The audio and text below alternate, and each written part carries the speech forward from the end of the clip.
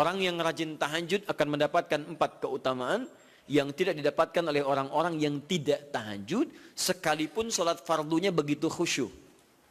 Di antum sholat fardu khusyuk, bagus, tapi nggak tahajud, nggak dapat 4 keutamaan itu. Ini sudah saya bahas panjang lebar di pertemuan lalu, saya hanya sebutkan cepat saja. 1, Allah akan mengangkat karir, pekerjaan atau aktivitasnya di tempat yang terbaik. Ya, jadi kalau antum misalnya pengusaha atau orang karir di kantor dan sebagainya, itu akan cenderung kemudian ditolong oleh Allah, diangkat ke tempat yang terbaik. Terbaik itu tidak harus puncak yang paling tinggi, direktur, tidak misalnya. Tapi tempat yang bisa membuat nyaman hidup Anda, sholat bisa nyaman, bergaul juga nyaman, dan tenang kehidupannya. Mungkin level Anda nggak sampai puncak ya direktur utama, mungkin direktur 1, 2 gitu ya. Tapi Anda dijauhkan dari hal-hal yang maksiat, dijauhkan. Sholatnya enak, punya ruangan nyaman dan sebagainya. 2, Allah akan bimbing setiap ahli tahajud. Allah akan bimbing sehingga menjalani awal pekerjaannya dengan begitu mudah. Wa rabbi adkhilni mudkhala sidqin.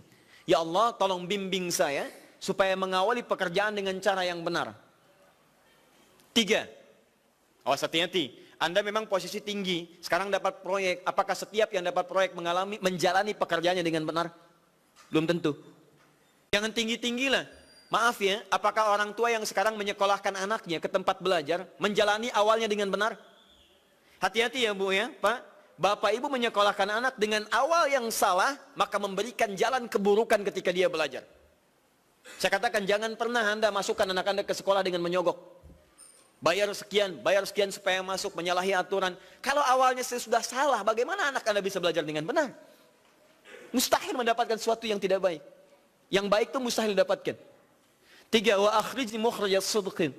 Allah berikan jalan keluar terbaik dari persoalan yang dirasakan. Di ahli tahajud itu setiap punya masalah, bukan nggak dapat masalah ya, bukan tidak bermasalah hidupnya. Dia mendapat ujian juga. Cuman sebelum diuji, diringankan masalahnya. Sehingga seakan-akan nggak punya masalah. Padahal sama dengan yang lain, cuma saat akan dia lalui, Allah ringankan persoalannya sehingga mudah dilalui. Dan yang keempat ini yang hebat. Ya, waj'alni min ladunka sultanan nasira. Allah akan tolong langsung orang ini ketika ada lingkungan sekitar yang akan menyakiti atau menjahilinya. Kalau diisengi orang, diganggu orang, dan sebagainya, ini orang-orang seperti ini langsung mendapatkan perlindungan dari Allah Subhanahu wa Ta'ala. Ada satu kali, ini kisah nyata, seorang saleh, ahli tahajud, sampai saking ahli tahajudnya tidak ingin meninggalkan kebiasaan ini. Ini sangat nyata kisahnya dan tidak mengarang. Satu kali Pak, kemudian malam-malam dia perjalanan dengan rombongan. Begitu perjalanan, orang-orang tidur, sampai dia mengendap-endap kebiasaannya tidak ingin diketahui oleh orang lain. Satu malam kemudian, dia bangun setelah orang lain tidur, masuk dia sedikit ke area sedikit ada dalam hutan. Begitu sedang menunaikan sholat, dia duga kemudian tidak ada orang lain yang melihatnya. Ternyata ada satu orang atau beberapa yang kemudian tergerak, mendengar suara dan menyaksikan kebiasaan dia. Anda tahu apa yang terjadi? Dan inilah yang disampaikan oleh orang-orang yang melihat itu. Begitu sedang sholat, teman-teman sekalian, tiba-tiba baru bertakbir malamnya, lompatlah dikisahkan seekor harimau di depannya. Dalam keadaan yang sudah lapar.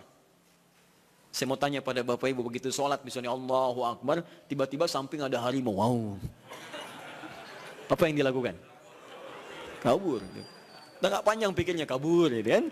Tapi sekarang lihat apa yang beliau sampaikan. Begitu datang harimau itu, perhatikan ahli tahajud ini. Dia ingat dengan janji Allah.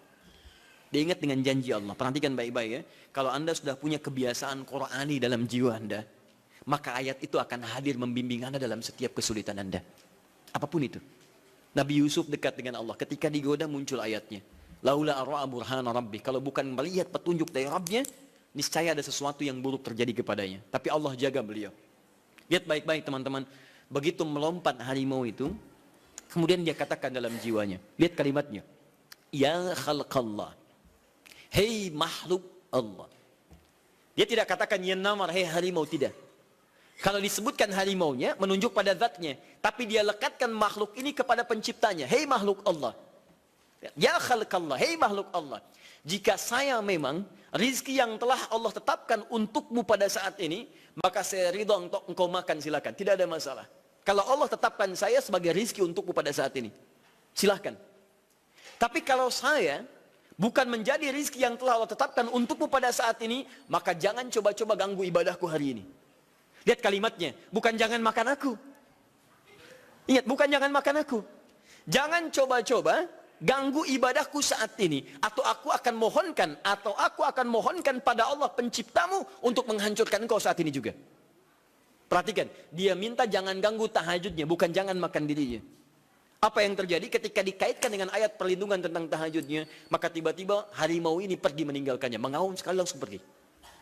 Anda bisa bayangkan, bisa nggak malam-malam begitu Anda sholat, tiba-tiba ada nyamuk misalnya kan banyak tuh, begitu Anda mulai disengat oleh nyamuk, diambil Anda katakan, hei nyamuk, kalau ini memang rizki yang telah Allah tetapkan untukmu saat ini, sedot sebanyak-banyaknya, saya ikhlas.